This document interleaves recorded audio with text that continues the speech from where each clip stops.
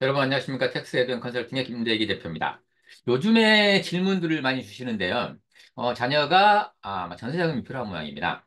직장을 들어갔거나 내가 살고 있는 것과 뭐 다른 지역으로 뭐 직장을 잡을 수 있겠죠. 그래서 직장을 들어갔거나 아니면은 뭐 대학을 뭐 다른 지역으로 갔거나 그랬을 경우에 이제 집이 좀 필요할 건데요. 그래서 이제 전세자금이 필요한데 보통은 이제 부모가 이 자녀한테 빌려주지 않겠습니까? 돈을 갖다가 빌려주게 되는데 그렇다면 부모가 자녀한테 이 전세 자금을 갖다가 지금 뭐 이 무상으로 이렇게 준다. 그러면 증여가 될 수가 있습니다. 그래서 뭐 증여로 증여세를 낼 거냐? 라는 부분이 생기겠죠. 근데 보통 뭐 전세 자금 한 2억만 빌려줘도 이 증여세가 지금 한 2천만 원 정도 나온단 말이에요. 그래서 그 돈도 아깝기도 하고요. 또 그 증여세 자녀가 또 증여세 2천만 원이 없습니다. 그러면은 그 2천만 원을 또 부모가 또 내줘야 되거든요. 증여세를. 거기에다 증여세가 또 나옵니다. 이렇게 되다 보니까 일단 뭐 증여를 하지 말고 그러면 돈을 좀 공짜로 빌려주는 게 어떻겠냐? 대출을 해주는 것이죠. 네. 대출을 해줘서 차용증을 작성하자. 차용증을 작성을 하고 뭐 이자는 받을까 말까? 부모 자식 간 이자 받아야 되나? 이런 생각도 하실 건데요. 그렇다면은 증여를 해버리고 증여세를 내는 것이 가장 깔끔합니다만, 일단 뭐 증여세 뭐 이렇게 이 자녀가 내야 되기도 하고요. 또 자녀가 증여세를 못 내면 또 증여세를 또 내야 되는 경우가 발생하고 있기 때문에 이제 대출을 많이 생각을 하십니다. 차용증을 작성해보자. 근데 차용증만 작성한다고 해서 될 것이냐라는 것입니다. 그래서 오늘은 이 차용증을 작성했을 때 어떤 문제점들이 있고요. 또 이자는 또 지급 안 해도 되는 것인지 또 지급을 해야 된다면 얼마를 지급해야 뭐 증여를 보지 않는 것인지 하는 부분들을 좀 살펴보고 가겠습니다. 이제 부모가 자녀한테 이 돈을 주면서 뭐 이제 대출로 한다 그러면 차용증을 작성을 해야 되겠죠. 그러면 차용증 샘플 제가 좀 이렇게 잠깐 가져왔습니다만 차용증 채권자로부터 몇 월 며칠 빌렸습니다. 그리고 이자는 몇 프로로 해서 매월 며칠 날 이자를 내겠습니다. 그리고 원금은 뭐 몇 년 며칠까지 갚겠습니다. 이렇게 적는 겁니다. 그리고 채무자 이름과 뭐 주소, 주민등록번호, 네, 전화번호까지 빌리는 사람 이름을 적고요. 채권자, 네, 그다음에 누구, 네, 적으면 됩니다. 차용증을 이렇게 간단하게 뭐 작성하시면 되는데, 뭐, 어떻게 꼭 작성해야 된다는 그 원칙은 없는 듯해 보입니다. 내가 이 돈을 차용을 했고, 이자와 원금을 언제까지 성실히 갚겠다. 라는 내용들이 들어가 있어서 서로 간에 합의를 하면 될 것 같고요. 근데 이제 이 차용증보다는 이제 금전 소비 대차 계약서라고 많이 쓰시기를 갖다가 이제 권장을 하는데요. 근데 법적으로 이제 이렇게 야, 또 빌려준 사람은 누구고 빌려받는 사람은 빌리는 사람은 누군데 자, 얼마를 빌려줄까? 그리고 이자는 지급해야 된다. 계약서 작성하는 겁니다. 계약서. 그리고 차용 원금은 언제까지, 이자는 며칠까지 한번 주겠다. 그리고 현금보다는 이 지정 은행에다가 좀 달라라고 할 수 있겠죠. 그리고 이제 날짜 적고요. 그다음에 이제 빌려주는 사람과 빌린 사람이 이렇게 서로 사인하면 될 것 같습니다. 물론 좀 확실하게 하기 위해서는 뭐 인감증명서 서로 첨부하면 더 좋겠죠. 자, 그렇다면 근데 이렇게 이제 차용증을 작성해가지고 이렇게 하긴 했는데, 자, 여기에 대해서 이제 그러면은 이자 부분이라든가 이런 것들이 어떻게 되는 것이냐, 증여 부분이 이걸 좀 알아보러 가겠다는 거죠. 자, 일단 법적으로 이렇게 되어 있습니다. 금전 무상 대출 등에 대한 이익의 정의요. 금전을 무상, 이자를 받지 않고 대출을 해 주는데, 거기에 대해서 그러면은 이자를 안 받기 때문에요. 은행에다가 빌리면 이자를 줘야 되는데 부모한테 빌리는 것 때문에 이자를 안 준다는 거 아니겠습니까? 부모 입장에서는 이걸 은행에 넣어놓으면 이자가 들어오는데요. 그래서 이제 이자 소득세를 내야 되겠죠. 자녀한테 빌려주면 이자를 안 받아버리면요. 국가 입장에서는 이게 손해란 말이죠. 이자가 안 들어오기 때문에 이자 소득세가. 그래서 이 자녀 간에 부모 자식 간에 무상으로 대출을 해 주되 이자를 안 받아도 된다. 그렇지만, 한, 뭐, 100억 빌려주고, 이자를 한 푼도 안 받겠다. 이건 좀 그렇죠. 그래서, 이렇게 좀, 법으로 만들어 놨습니다. 타인으로부터 금전을 무상으로, 부모로부터 금전을 무상으로, 또는 적정 이자율은 이따가 4.6% 정도 되는데요. 낮은 이자율로 대출받을 경우, 이 경우에는 밑에 있는, 뭐, 이렇게 뭐 계산한, 이 방식대로 이자를 계산을 하되, 일정 금액 이하는 증여를 보지 않고 일정 금액 이상은 증여를 보겠다라고 하는 것입니다. 그리고 이따가 한번 실제로 계산 한번 해 볼게요. 또 이 자세한 내용들은 이 글로 봐서는 좀 힘드니까요. 잘 정리를 해놓은 것 좀 보시면 될 것 같고 그 다음에 일단 무상으로 이제 대출 등 해줘서 이자 등을 받으면 이제 증여를 보지 않을 수 있는데 나중에 이제 이거를 부모가 야 이제 이 돈 갚지 마라. 나는 뭐 시기가 있을 수 있겠죠. 돈 다 갚아 뭐 그럴 수도 있겠지만 채무 면제를 해줘 버리는 겁니다. 돈 빌려준 거를 갚지 마라라고 했을 경우에는 그것도 이제 그때 당시 면제를 해준 당시를 기준으로 네, 증여로 보겠다. 그래서 증여를 네, 증여세를 내야만 합니다. 이런 이제 법적인 조항들이 있고요. 채무 면제는 뭐 면제해둔 당시에 증여로 보기 때문에 증여 신고하면 되고요. 그 문제는 아닌데 이 금전 무상 대출 등에 따른 이익의 증여는 좀 고려해야 될 사항들이 있습니다. 자, 부모가 자녀한테 자녀가 이제 뭐 아파트 이제 뭐 이 전세라든가 월세로 들어가야 된단 말이죠. 돈이 필요합니다. 그래서 돈을 갖다 준단 말이죠. 근데 무상으로 대출을 해주고 싶다 이 말이죠. 그렇다면은 원래는 이제 무상이라고 하지만은 자녀는 네, 이자를 지급하는 게 맞겠죠. 부모한테 이자를 지급을 해야 합니다. 근데 부모 자식 간에 그럼 이자를 지급해야 되는데 얼마를 지급해야 될까요?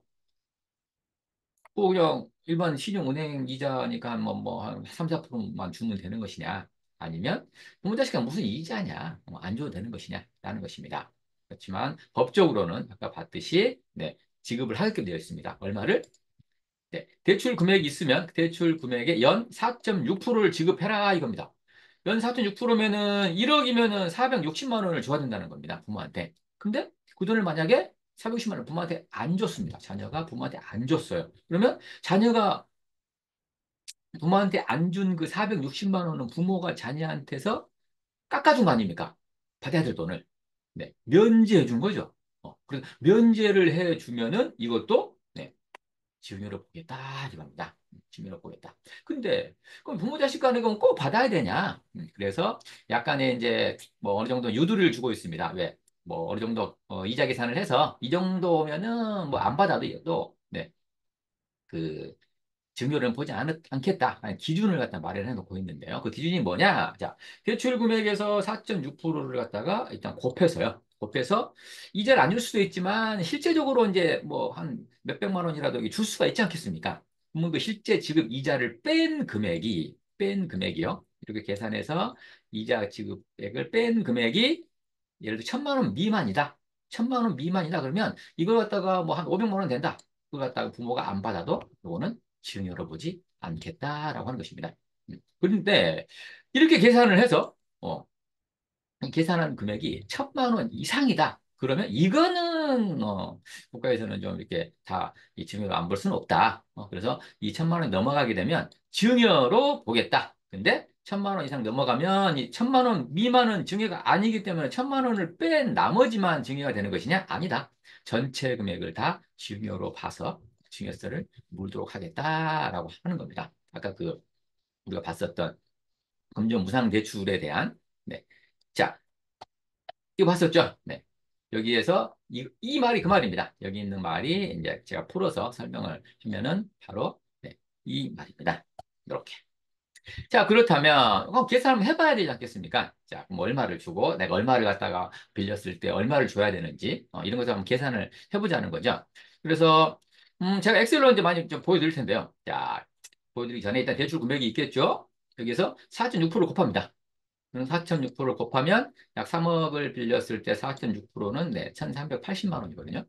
이 1,380만 원 중에 내가 실질적으로 384만 원을 지급을 했다 이거예요. 아빠한테 줬다. 그러면 1,380만 원에서 384만 원을 빼면 나머지가 996만 원이죠.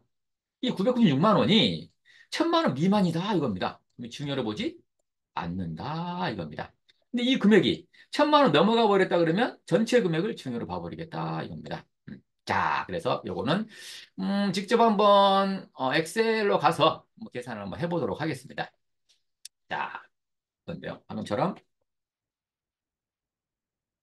3억을 빌렸습니다. 그럼 1,380만 원을 네, 이자가 이렇게 4.6% 계산하면은 계산이 되는데 이 중에 네, 384만 원을 이자를 지급했다 이겁니다. 왜? 뭐 32만 원씩 직장에 다니고 있으니까. 네, 32만 원씩 네, 주기로 하고 그럼 연 한 1.28% 정도 되겠네요. 연 1.18%를 주게 되면 나머지 금액이 996만 원이라 이거죠.